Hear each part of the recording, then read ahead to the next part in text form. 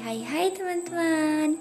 Kembali lagi dengan saya Nur Hijrin Iqmal dengan NIM 230501501032 Program Studi Pendidikan Bahasa dan Sastra Indonesia Universitas Negeri Makassar. Pada pembahasan kali ini kita akan membahas tugas fonologi, yaitu problema fonologi dalam bahasa Indonesia. Ada problema akibat unsur serapan, ada problema akibat unsur kedaerahan, dan problema akibat hiperkorek. Baik, tidak usah berlama-lama lagi, kita langsung ke pembahasannya. Baik, yang pertama, problema akibat unsur serapan.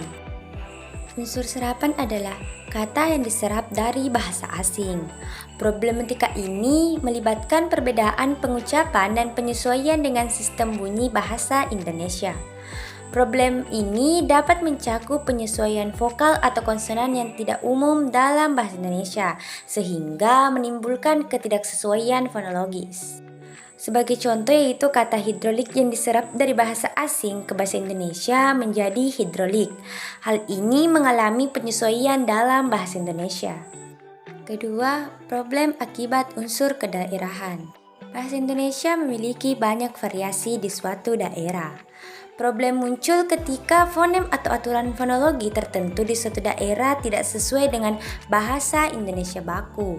Ini terjadi ketika pengucapan kata pada dalam bahasa Indonesia dipengaruhi oleh variasi daerah.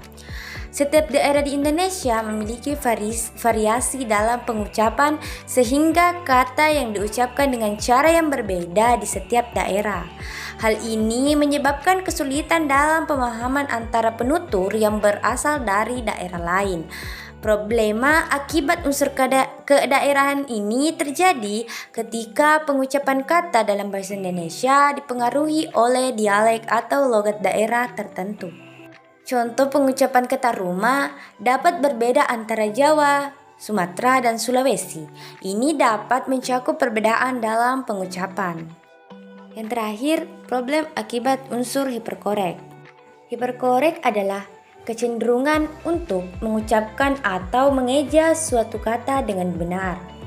Meskipun sebenarnya pengucapan atau ejaan yang benar sudah berubah seiring waktu. Problematika ini muncul akibat hiperkorek muncul dalam konteks fonologi di bahasa Indonesia. Contoh, mengucapkan huruf A pada awal kata yang seharusnya, seperti hukum, seharusnya hukum. Problematika ini menciptakan variasi pengucapan dan pengejaan yang tidak sesuai dengan perubahan fonologi yang telah terjadi. Meskipun ketidakkonsistenan dalam penggunaan bahasa Indonesia, penggunaan bunyi yang terlalu kaku atau penyesuaian ejaan yang berlebihan dalam upaya untuk mematuhi aturan tertentu. Sekian yang bisa saya sampaikan. Jika ada kekurangan mohon dimaafkan.